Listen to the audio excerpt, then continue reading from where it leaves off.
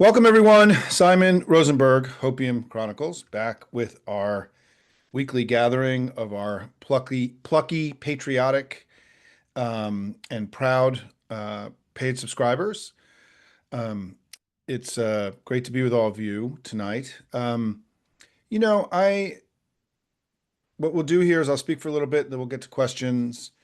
And I love these events because it forces me to sort of think through how I communicate. There's writing is one thing, speaking is different. They're slightly different in the way that you approach things. And so these are very important for me to sort of organize my thoughts and share them with you, get feedback from everybody.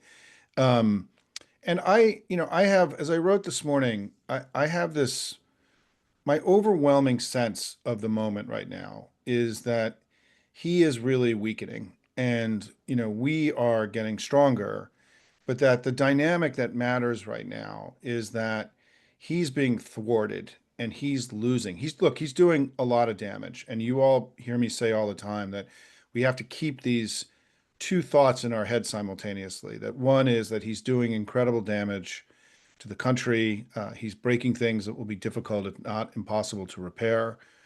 Um, and that's happening, and that has to be the fuel and creates the urgency behind our work because we can't wait for the midterms. I mean, every day that we're here, we have to work to mitigate the damage that he's doing. But at the same time, he is really stumbled and fallen as a politician. And in a way that I think those of us who study polling, I was on a private session today with Paul Bagala, my old friend, and we were talking before the presentation, and we both are kind of stunned about how far and fast he's come down. And after, and that for it matters for Trump because Trump wants to be liked. He likes adulation. He likes big crowds. He talks about his positive polling, data all the time. He's not doing that anymore, by the way, right? Because the polling data is so bad. And I think that the fact that we had 100 days last week, all the discussion, the discourse around the 100 days, and all the discussion around the polling, and that there was no other interpretation in the national media other than that he was really struggling and making big mistakes, and that he had taken a huge hit in polling. The economy is weaker, prices are up, right? He's, putting sending people to a gulag and all the things that he's doing. And there was no attempt by the media, who are part of this, what I call the circle of defiance, where every day we have to keep enlarging the circle of defiance, where more and more people are becoming defiant and becoming more ambitious in their defiance. And we're seeing it with the courts. We saw it with the Fed chairman today. We've seen it with Putin and Xi. I mean, there is just the number of Mark Carney came to the Oval Office and mocked the president in front of him without the president even knowing that he was being mocked yesterday. And I think that and his answers about that and his interviews, I think, about the fact that he has to defer to the lawyers and he's not sure how this is all working is an expression of extraordinary weakness. And I think that, I've talked a lot here and written a lot here over the last couple of years that I think to understand Trump is that you have to understand that he sees the world in very simple ways. He sees the world as strong and weak, winning and losing. He wants to be winning and he wants everyone else to be losing. He wants to be strong and thinks everyone else is weak. And he is now weak and losing, and he's getting crushed in the courts every day. I mean, they had just lost their most important recruit this cycle, turned down the Republicans to run this time, Governor Kemp in Georgia. We won this in North Carolina, today, right? We had other victories in the courts today. We won in Wisconsin, right? We had two countries, two Trumpy figures in Canada and Australia have blow big leads as the countries sort of recoiled at his ugliness and voted in people that they had rejected or parties that they had rejected. Everywhere you look, he's losing and not winning. And this becomes very important for us to understand that it is critical that we in our public communications do what I've been doing at Hopium for the last few weeks, is reinforcing how pathetic and ridiculous and idiotic and the big blubbery baby man that I talk about. Because if he doesn't have strength in capital letters, and if he isn't winning, what's left is something unbelievably ugly. I mean, I joke that, in this case, the emperor having no clothes, we'd all have to look away, right? I mean, it's the ugliest thing we could ever imagine. And it is, it's really important to understand that I think that he understands this. He understands that 12 Republicans 2 weeks ago wrote a letter saying they couldn't support the Medicaid cuts in his bill, putting the whole bill in jeopardy. He knows that 3 Republicans last week voted with the Democrats to take away his tariff authority. He knows that 20, no, I'm now forgetting the number, 15 Republicans, I think, in the House wrote a letter in the last 24 hours telling him to stop screwing around with Social Security and cut the games. The circle of defiance is growing against him, and he knows this. And I think part of how he's dealing with this and what he's doing is that the clownish, buffoonish part, the entertainer part of Trump is coming out. And it's a form of panic, I think, in him. The Alcatraz, the movie stuff, right? Like he's deciding to become the clown and to entertain and to stoke emotion rather than to govern. Because governing, as he learned during COVID, is really hard and he's really not good at it. And he knows that what he's doing right now, that he's in essence a failed president. I mean, his economic plan has been catastrophic for his approval rating and for the country, and it hasn't even really kicked in yet. I mean, as Rob Shapiro said in our interview this week, is that all the damage that's happening to the economy is being done before the tariffs really kick in, and we start having empty shelves, and we start having price hikes, and we start having businesses here start really being vocal because that of the things that come into the country, a majority of the things that come into America that are important to America are inputs that get put into things that we make here. And so it means that not only are we paying a tariff on things that are made outside of the United States, right? Like wine or a car, but things that are made inside the United States are going to get much more expensive.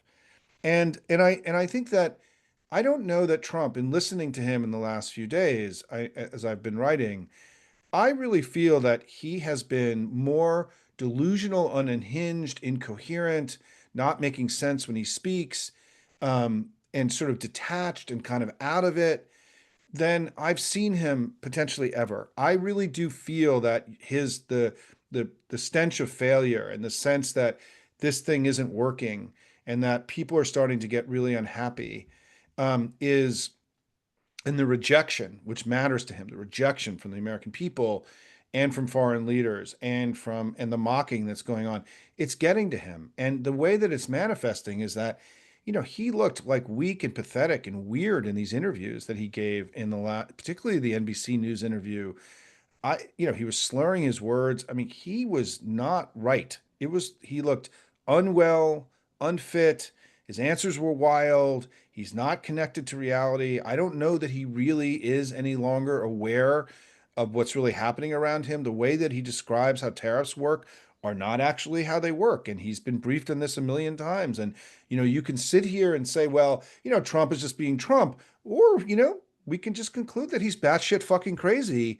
And it's a really big problem for the United States and the entire world because he actually doesn't really know what's happening around him anymore. And so I just was struck by his public performance over the last week to 10 days wasn't the public performance of a strong leader of the United States. It was somebody who was struggling and was doing kind of pathetic, weird things to kind of like be goofy and to, be the class clown kind of thing. And it's not working. People are kind of like they're onto this and they feel betrayed by what he's done on the economy. They, feel betrayed by him. And what I showed today in the polling is that, he's lost ground among the voters that were critical to his victory. He won over at the end. We call them low information voters. I like the term low political information voters because no one's low information anymore. It's just they don't pay attention to politics that much. G. Elliott Morris called them disengaged voters yesterday in this analysis he did. And those voters, independents, Hispanics, young men, disengaged, which there's enormous overlap, their break to him at the end of the election is what allowed him to win. And that break, by the way, didn't happen for all Republicans, right? Remember, we won down ballot in many Senate states in North Carolina. We did well in 2022, 2020, 2018. So Trump had this kind of unique dynamic at the top of the ticket in 2024 where he was able to overcome the ugliness of MAGA and win. But what got him there were these disengaged, late breaking young men, Hispanics, and independent voters. And those are the voters where his numbers have come down the most. And it's a big deal because his coalition's unraveled. The question always was this a new coalition that he was assembling? And the answer is they've already abandoned him in their heads, right? They haven't necessarily come to us yet, right? We have to get to that next. But they've walked away from him. And it's a big deal. And the thing is, people who are polling in the Republican Party, their private polling, they're seeing all this because the polling has been remarkably consistent across the board over the last 2 weeks about what's happening, right? Not only has his favorability come down and is he in really bad shape on inflation, prices, and tariffs, not only has he lost ground with these new voters that kind of wandered into his arms that have now wandered away from him, in the last few weeks, but that on the major issues that people vote on, he's in negative territory on everything, with the exception of border security, which is not a voting issue for most Americans. And so the other problem that he now has is that in our business, right, if you've sort of taken a hit on certain issues, you then want to go spend time with issues where people like you and think you're doing a good job. And he doesn't have any of those issues. He doesn't have, from a strategic kind of the way we do politics thing here in Washington, he doesn't have an issue where he's doing well with voters, where he can go hang out to sort of bring his approval rating back up, right? And the likely scenario is the economy is going to continue to get worse. For the Fed chairman today kind of levied a pretty brutal indictment of the president's fiscal and economic strategy.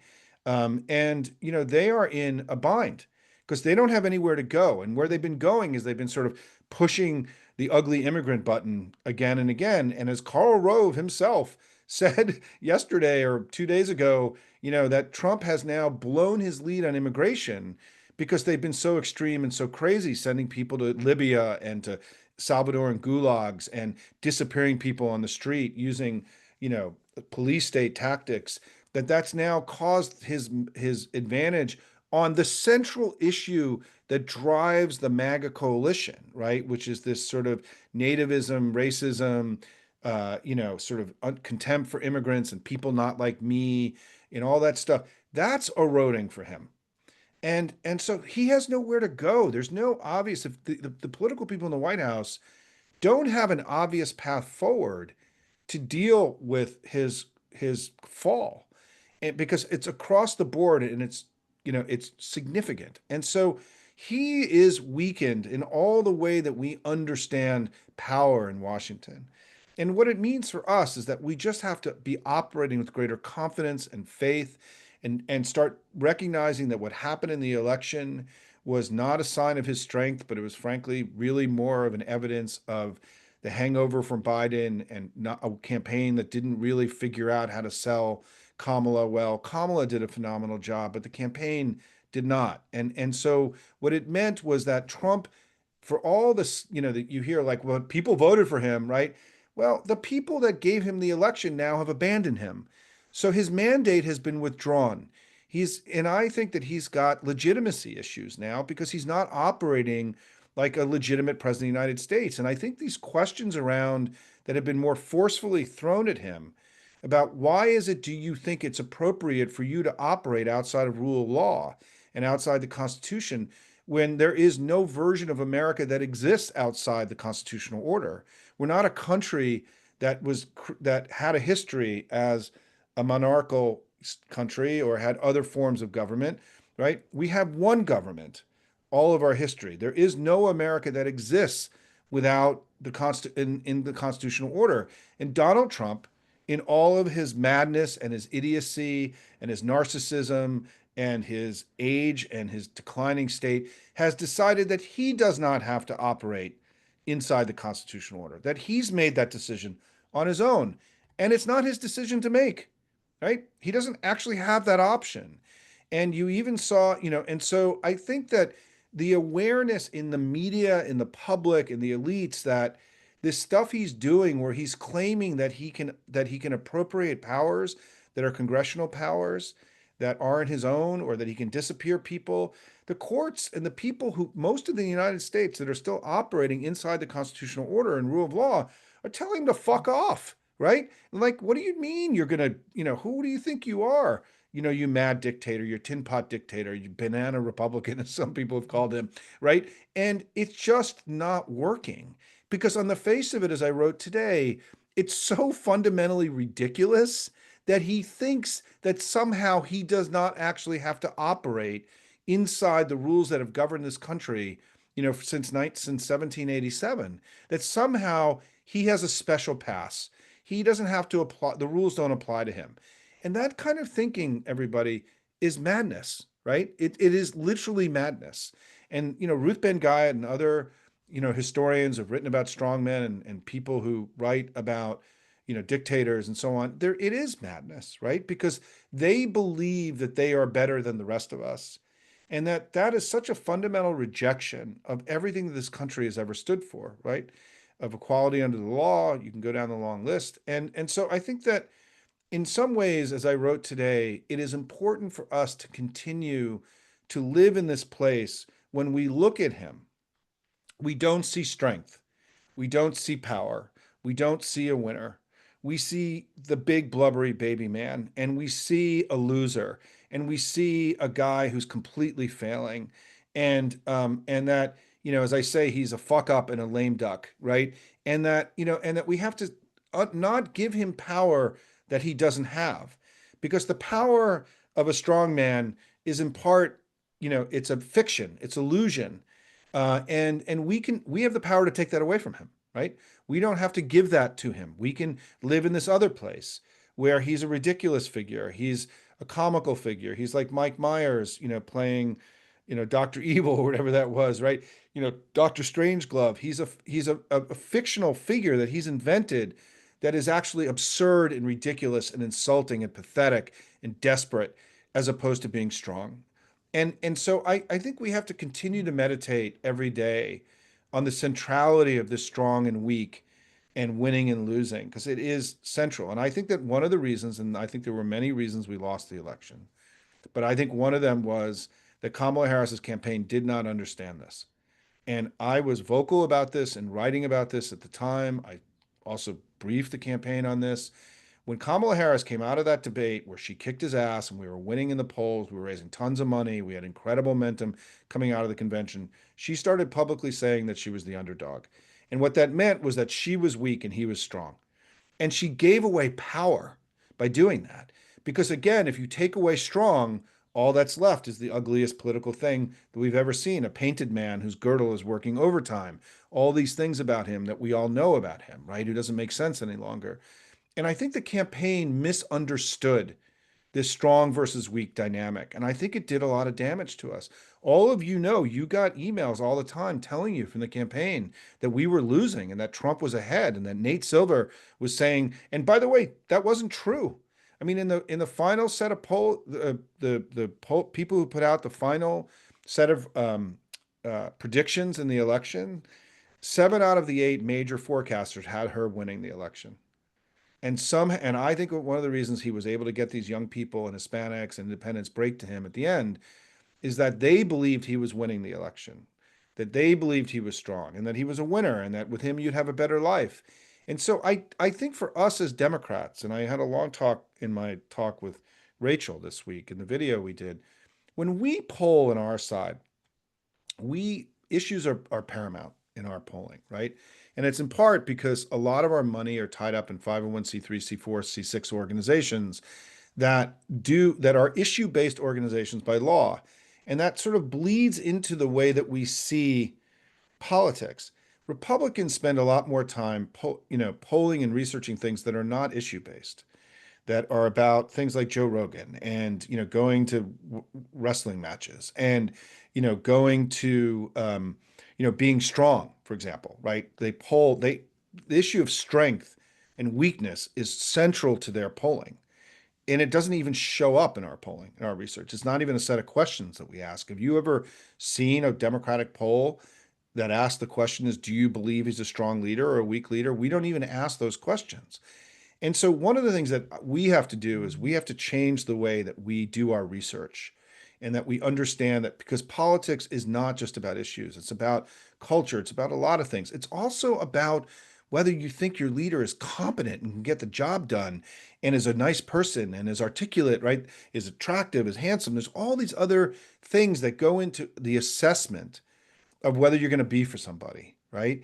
And we spend too much of our time on a only a piece of that understanding about how people make their political impressions.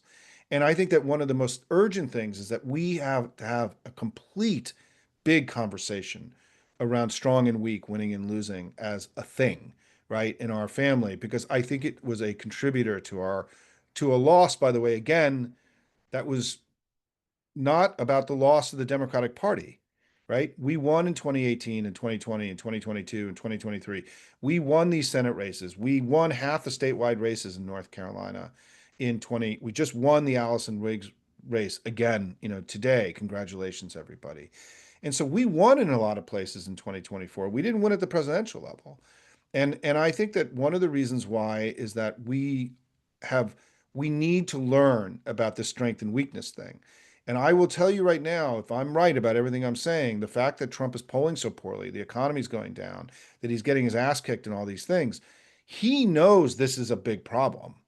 And I think he's starting to sort of act like a nervous, losing politician who doesn't exactly know how to go and how to proceed. So he's doing these comical Oval Office things which are becoming more comical and more absurd and more ridiculous. So where are we? Just to conclude, is that, I think we are in a better place today politically than I could have possibly imagined 6 weeks ago. I mean, we were all in despair in February and March, and then the tariffs happened and he started collapsing, his announcement of the tariffs on April 2nd. And this guy took the strongest economy in the world. He actually won the popular vote. Only two Republicans have won the popular vote out of the last 9 presidential elections. It was a significant achievement for him and his team, right?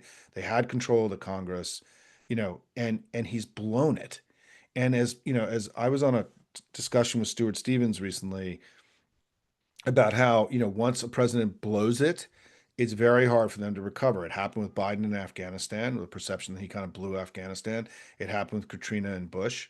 And I think Trump is in really serious trouble politically.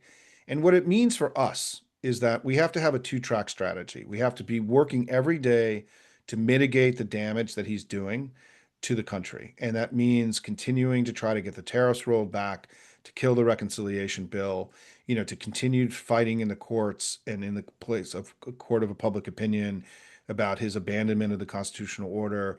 I think it's really important that we start making a much bigger argument about what they're doing to public health and our healthcare systems and healthcare research in America. We know from polling, people are very upset about this, and this is not a major part of our discourse right now. And I think we need to add it. I call the first front is the economic conversation. The second front is the attack on him over his abandonment of the constitutional order and his dismantling of the federal government, his betrayal, his selling out the country to Putin.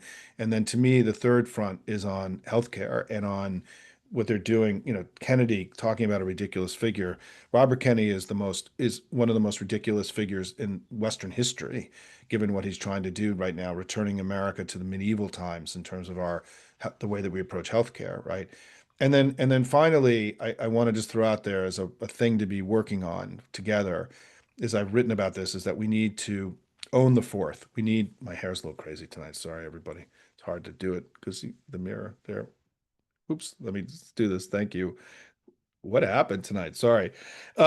Is I got crazy professor hair tonight. We got to own the fourth. And owning the fourth means we have to use these next 2 months, and many of you are working on events around Flag Day, and the fucking president is having a parade on his birthday. It's the most tin pot dictator, banana republic thing one could imagine. I mean, what a narcissist, what a crazy person is that. We need over the next 2 months to reacquaint the American people with our founding story and about why it is we established America as we did. We established America for one central reason, really, which was to imagine a country and a politics where there was no king and there weren't oligarchs and that where we the people were sovereign. It was a radical experiment. And for 250 years that we had nobody like Trump running the country. But we do now. And I think we need to make July 4th a painful holiday for him because it's a celebration of throwing somebody like him, out of our country, 250 years ago. And we have to help not have July 4th be about parades and hot dogs and fireworks, but about the Declaration of Independence and the throwing off the yoke of a mad king and reacquainting all of us with these documents of the Constitution and the Declaration of Independence and our oath of office. I wrote about this the other day. And we can all do this in a variety of ways, but I think it's really important that we make July 4th our holiday this year. We have to make it about our patriotism and their betrayal. And I think this is really important because this is the kind of stuff that's not an issue-based thing. This is about the way that politics manifests in the real world. Finally, I just want to say thank you to all of you. You guys have been busting your ass. We've made an incredible difference. This idea that would this work we're doing matter? Could we move the needle? Well, fuck yeah, we have in the last few months. And, this guy has taken a huge hit and people are losing faith in him. And all of you are finding your voice and finding your way of celebrating your democracy through Tesla takedowns and hands-off rallies and calls to congressional offices and all the ways that you guys are out there, getting the work done every day. It's been so inspiring. And I'm just so grateful for how many Americans. I mean, at the end of the day, what's really stopped Trump and weakened him and caused him to stumble? It's all of us, right? It's the resilience of the American people in this political system that is clearly deeply ingrained in the bloodstream of Americans. I have this line that we are Americans fighting for freedom and democracy is what we do. It's who we are.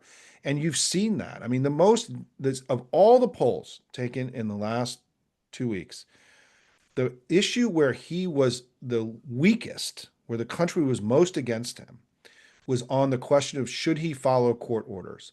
Only 19% said that he doesn't have to follow court orders. 79% said he needed to do it. And that includes a hell of a lot of MAGA Republicans.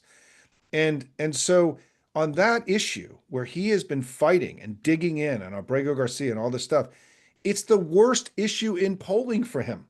And they're digging in behind an issue that polls at 19%. And it just shows you why they have nowhere to go. They don't know what to do. They're in a dark, bad box and they can't get out. And that's where we need him to be. But we've helped put him there. And I just want to say to all of you, thank you for being proud patriots who love your country, who are fighting for the future of our kids and our grandkids that he's trying to steal. And we're also sending a signal to the world that Trump is not who we are, that there are Americans who love freedom and democracy, and that we're fighting like hell to make sure that he doesn't win. And so just ending by saying thank you all so much for being the warriors that you are, for being in this community, for giving me the opportunity to help be in community with all of you and feel like every day that I'm leaving it all on the playing field. For my son who grew up in this room, and his brother and his sister and the kids of theirs, we are held to account now, all of us, about whether or not in this time when their futures are being stolen, whether we were going to be there for them and fight as hard as we can. And those of you who are here tonight, you are answering history's call. And I just want to say thanks to everybody. Let me get to questions. And Lincoln always kind of sums up what he's seeing as kind of the big themes coming out of the questions. And the um, why is the media overlooking Trump's mental decline? This has been a big question. This is from I don't have the person's name here. Um, this has been a big issue for a long time, everybody, right? I mean, the guy says crazy stuff. I mean, the thing is, during the campaign, he said crazy stuff, and it didn't matter in some ways because he wasn't running the country. And now we're going through a whole experiment that's the equivalent of light in the body, right? And, where he's doing and actually implementing things that he said he was going to do, but that are crazy and like the tariffs and like his, his disappearing people. He talked about those things during the campaign, but it was all, there's this thing about Trump that he's gotten away with. Well, he doesn't really mean it, you know?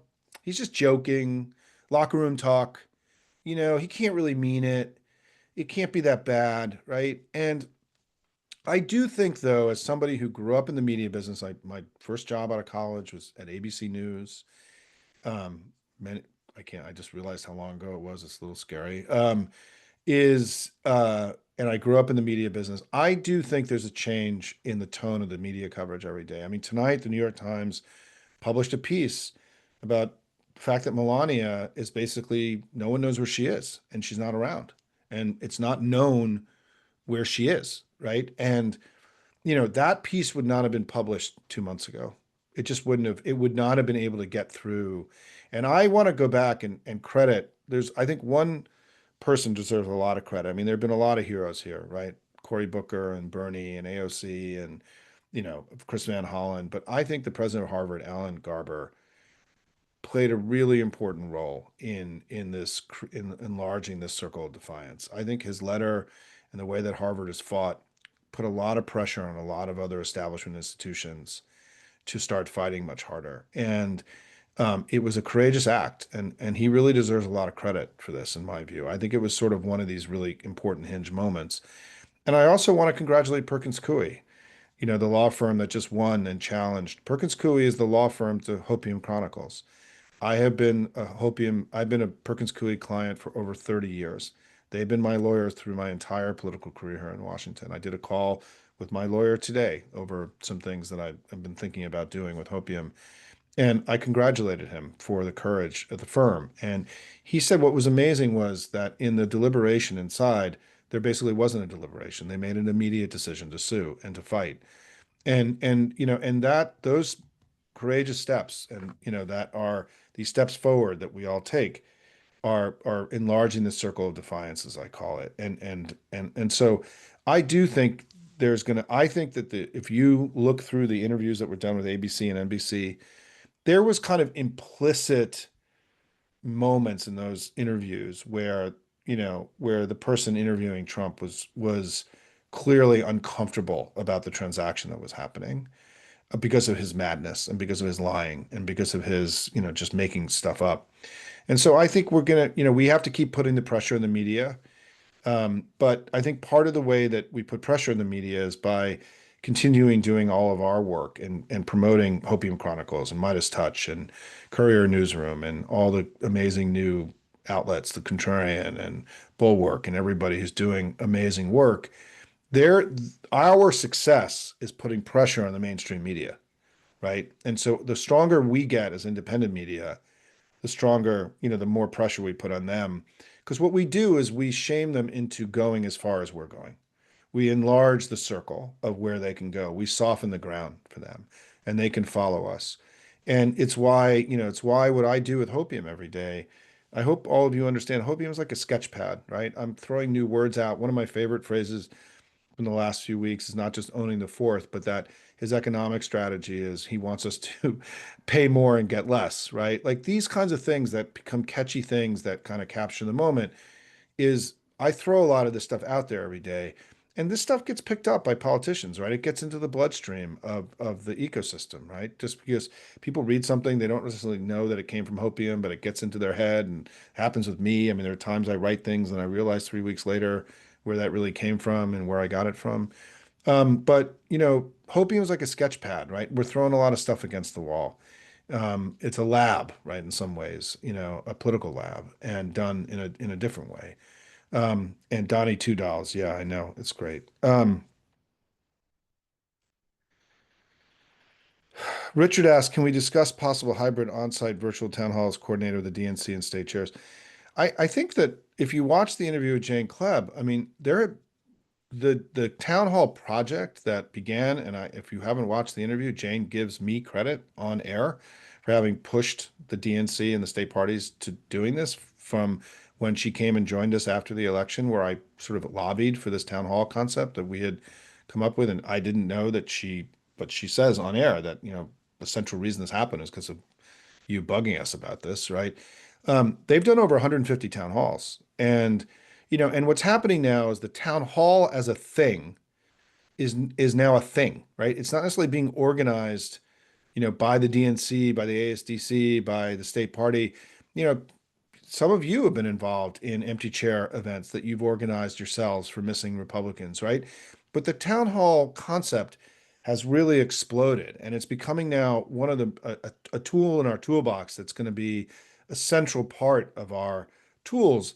And some of it's going to be organized by the People's Town Hall Project, but now it's also being self-organized, by people that they're not waiting for people to come their way. And Jane, when she was on last week, even talked about how, she's going now to town hall meetings in towns of like 2,000 people as the state chair in Nebraska, where people are holding town halls for the absent Republican, in small towns, right? So, it's yes, you can do one per congressional district, but in every congressional district, there are dozens and dozens of towns, and each of them can do their own town hall meetings to call out the Republican for not showing up and to indicting them. And so I think this town hall project, which Hopium helped put out there and helped advocated for, has been wildly successful.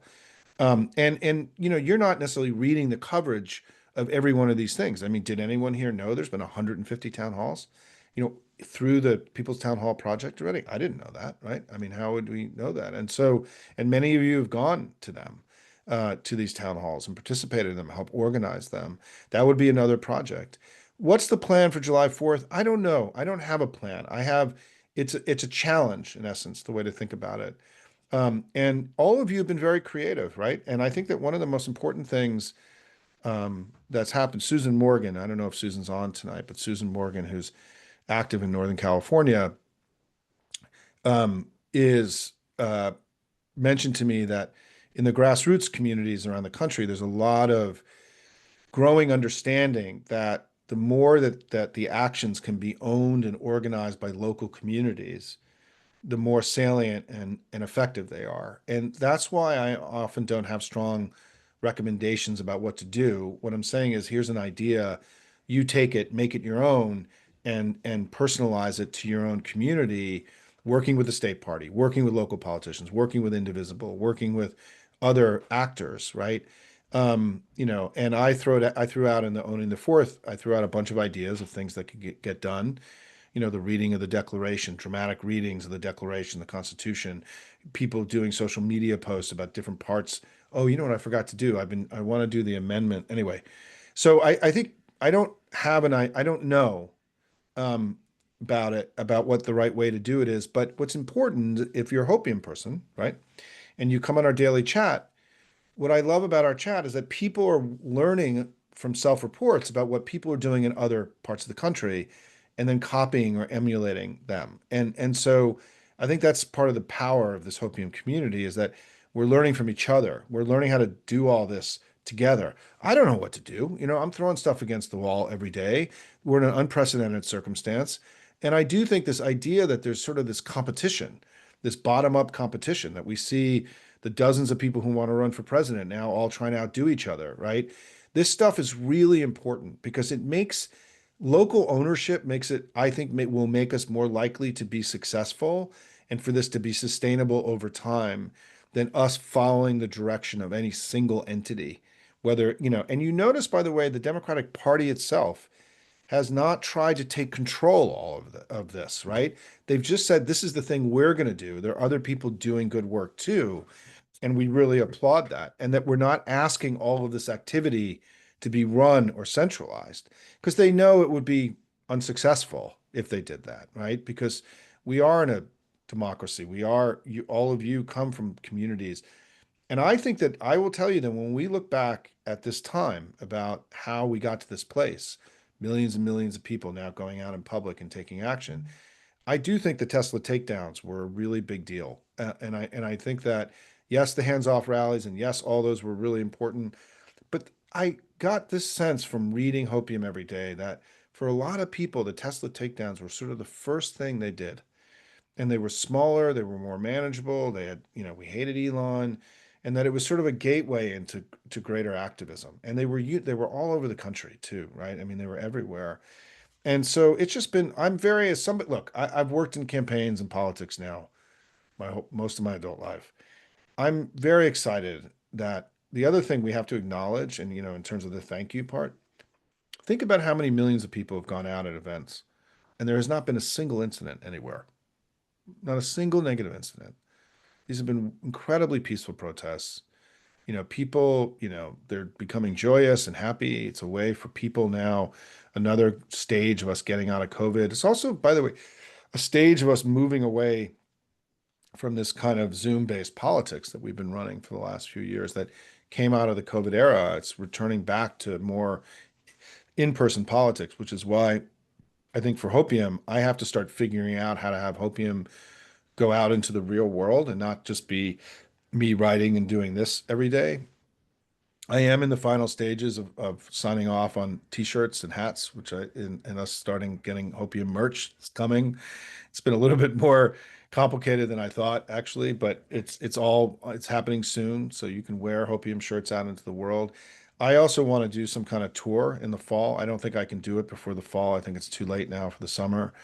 But I want to start doing some kind of set of public events. And if you have ideas about that, also for people in the DC area, if you're doing events, I'd love to come speak at them, right? I mean, I haven't done much public speaking this cycle, in part because I work 12 hours a day making Hopium happen. And it's actually hard for me to do events while I'm here. But I do think we're at a fascinating moment where we're in some ways really finally getting out of this kind of Zoom-based politics that we all lived in. And yes, we're having live events now, and there's a million. If you're a Substack person, I had somebody sign up for Hopium the other day that subscribes to 95 Substacks. There's an unlimited amount of stuff coming at all of us every day. I mean, we used to be pioneers here. I mean, everyone thought I was crazy. What the fuck is Substack? No one ever heard of it in Washington. And we were an early pioneer, and now Substack's really crowded, and big people are getting on, and the platform's changing a lot. And but anyway, let me get to some more questions. And um, yeah, I love San Diego. My son, you should know for the San Diego people that my my family, my wife's from the western part of the U.S. Her family's all from California and New Mexico and Washington State, and I'm from the East. I'm a Cellar Corridor kid, but we always brought our kids out to the West Coast in the summer to see family and friends, and we ended up spending a week in La Jolla, and our kids went to surf camp. And as a dad who grew up in the East Coast, being able to give my kids a surf camp week on one of the most beautiful beaches in the country was like a fantasy, right? For every, if you've ever been to La Jolla Shores, which is what it's called, it's like every East Coast person's fantasy of what a West Coast Southern California beach looks like, right? And my daughter loved it so much that she's now at USC, right? She's up in Southern California grinding through finals in the next week. And but anyway, I'm sorry for getting uh, off course here, but yes, I want to do. I don't know that I can do it before the fall because it requires a lot of planning, and I don't even know exactly what I'm going to do. If you're the bulwark, you bring three bulwark people.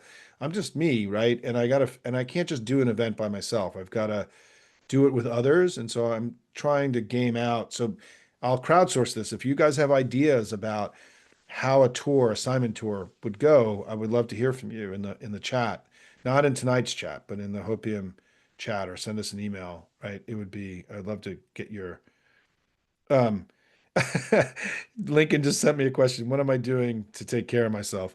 Not enough. I need to do more. I am working out and I have a trainer and it's been really good. And I want to get all buff for you guys, right? And I do work out every day. But I need to sleep more and eat earlier in the evenings, all the things that we all know that we should do to take care of ourselves when this thing we're driving after all these years is not as young as it used to be.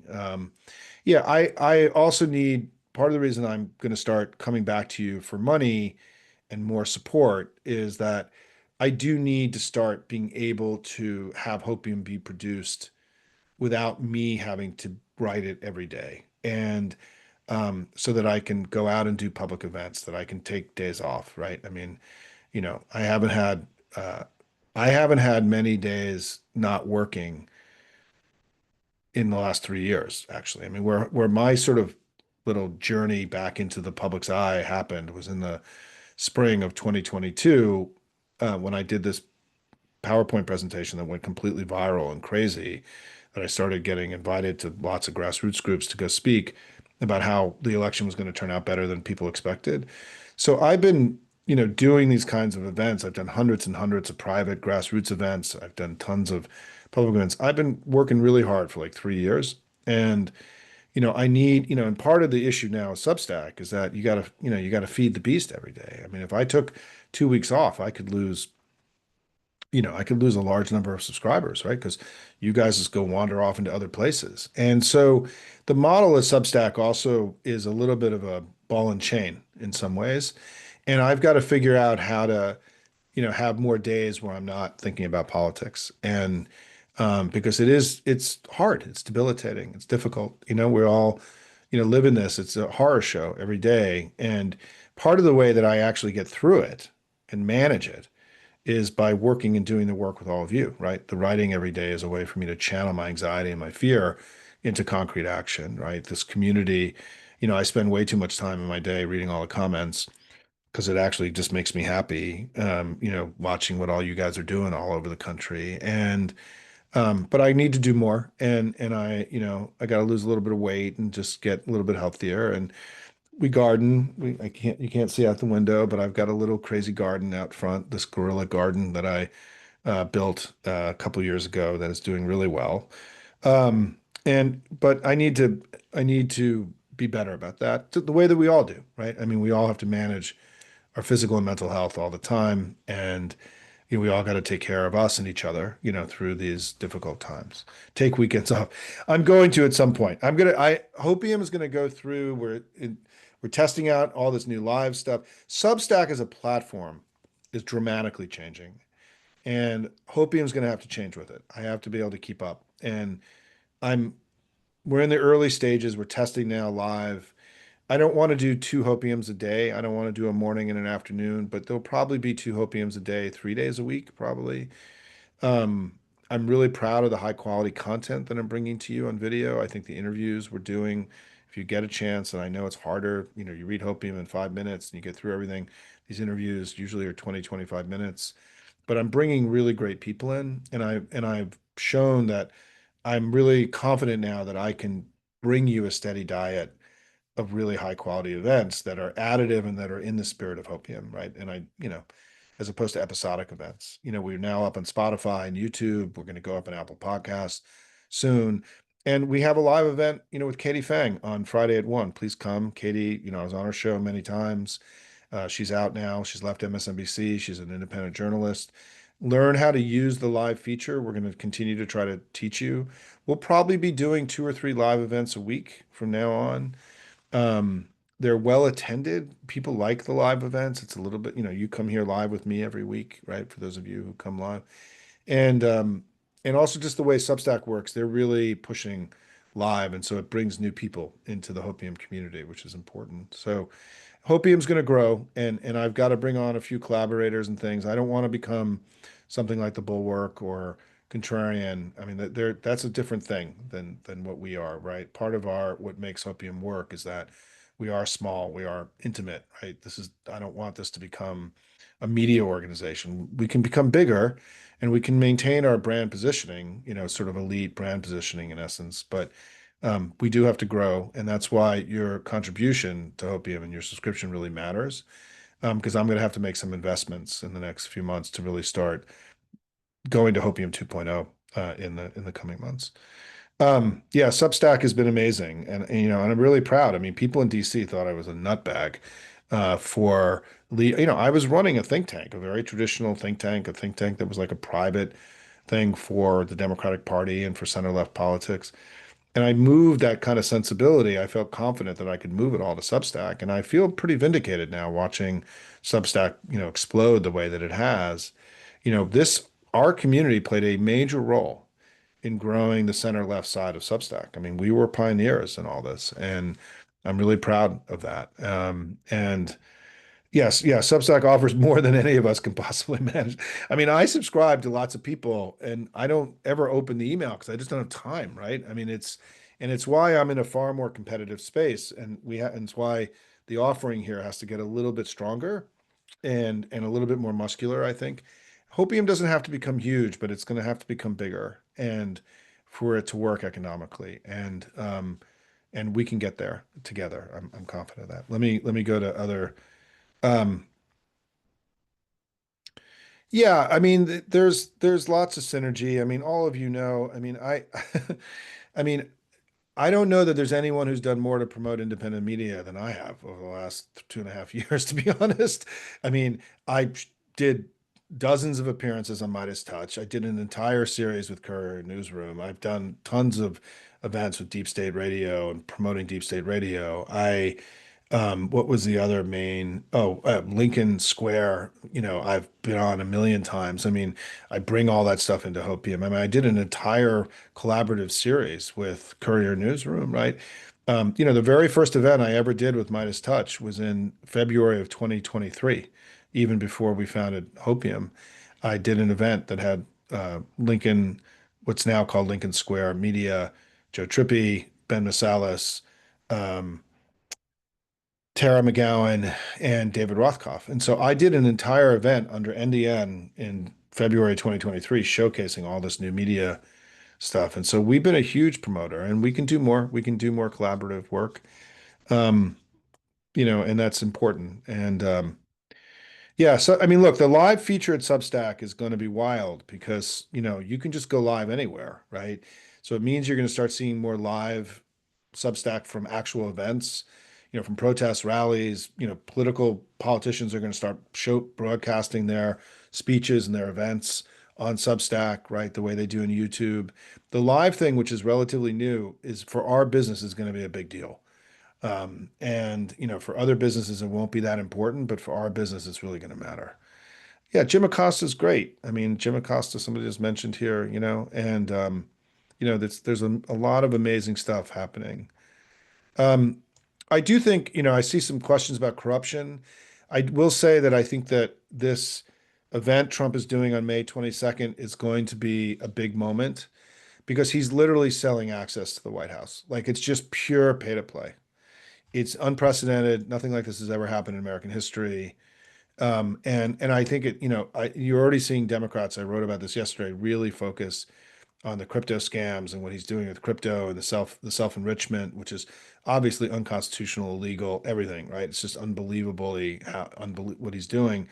And it's just in terms of the list of things that are happening, you know, do we talk about the economy? Do we talk about his dismantling of the federal government? Do we talk about him, starting to unravel the vaccine regime in the United States, right? I I I know that I am in a place of disagreement from other people that many of you admire, but I feel like the corruption issue is a secondary issue to me. Um, and but we're going to find out, right? Because I think where we should be investing our time is on the economic issues, is abandonment of the Constitution, of which the corruption's a piece of that, right? But I still will argue to everyone here that we have not adequately engaged on the healthcare vaccine and ending a medical research front. There is a lot of polling showing that people are really, really unhappy about this, and that there's intensity behind it, and it's not something we're leaning into. And I want to lean into it more. And I also think that um, I think for people who were heavily, some of those groups that wandered from us in this election, young people, Hispanics, they were the ones most affected by COVID, right? And we didn't have a strong message to them. When Kamala Harris was asked, did Joe Biden make things better in that first debate question, she had to answer that he did. She had to make that answer. And that was the only answer she could possibly give. Because if Joe Biden wasn't a good president, there was no reason to elect her. Because if we were given power in 2020, of which she was on the ticket, and we can't say that we did good by it and we made the country better, then there's no reason to elect us. I mean, when you're an incumbent party, which we were, you have to make one of the fundamental questions are people better off? And people were better off. We didn't make that argument in the general election. And I think what happened is that for voters whose lives were disrupted by COVID, because COVID affected Hispanic voters and young people more than anybody else, they're also the largest consumers of social media. We didn't have a story to tell them, but we did have a story to tell them, which is that Trump fucked everything up. He left the country in a mess. He blew COVID. Hundreds of thousands of people died unnecessarily because of his mismanagement. And that, we got America to the other side, and that the economy was stronger than any economy in the developed world. And we'd gotten to the other side of COVID, and that we had managed this crisis in the country successfully. We didn't talk about that in the election. And I think it was a huge error. And it was one of the reasons why I think we lost ground with these groups that were heavily affected by COVID, because they weren't sure that Biden had made things better. The trauma of COVID was still present. And that's why I think that we need to fight out. I keep thinking there needs to be a moms demand vaccines, not just a moms demand gun safety. Is that I think this is an area of enormous opportunity for us, and I want Hopium to be a place that enables it. I mean, one of the things, I'll be honest with you, I've been thinking about is, could the Hopium community do our own protests in Washington, that I run myself, right? And because we have a lot of followers in this area in DC. And what would it be that would be Hopium, which is that we'd be adding value. We wouldn't be doing what everyone else was doing. We'd be seeing an opening. And I've been thinking about that we should do them outside of HHS, and have a Friday afternoon or every 2 or 3 weeks just protesting, you know, Robert Kennedy trying to kill us, basically, right? And the dismantling of our public healthcare system, the dismantling of our global scientific leadership, all the things that are involved in all this war on science. I think this is a big deal. I think this is an undeveloped part. And so, for those of you listening tonight, if you want to give me feedback on this in the coming days, would you be willing to go to a Friday afternoon or Saturday morning, protest outside of HHS, and to bring in speakers and to make this a thing? And I could do this with other groups, but it could be an actual like Hopium project, right? Branded Hopium branded project. And I would be there and we would rally and we'd organize together. We've never done anything like this because there's already so many events being done, Tesla takedowns, hands off, Flag Day, blah, blah, blah, right? What can we do that doesn't duplicate work that's already being done? And I think that going into this place around health, I think would be, and by the way, it's also something that I wrote about in February 2024 in my op-ed in the New Republic, that we needed to develop a very big message around public health as Democrats. And, I was sad to see that Republicans did it and we didn't do it in 2024. I still think the trauma of COVID is still with us and is still animating certain actions with people. And I think that we have to be courageous enough to be able to address this. And one of the things that I would like to do, you give me feedback on this, and I'll wrap up, is that we need to create a day as Democrats where we honor and thank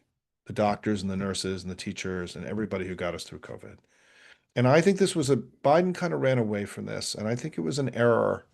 I think we had a crisis in America, and a lot of people really rallied for all of us and were there for us in ways that were hard and traumatic and difficult. And we need to create some kind of way of honoring that every year, because they saved hundreds of thousands of people's lives. They got, I think about the teachers in my kids' school getting us through all of that, the heroism that we all witnessed, and the leadership and the passion for this country, this love of country that came through all that. I think Biden made a mistake by not leaning. They ran away from COVID. They clearly made a decision, Biden Harris, to run away from COVID.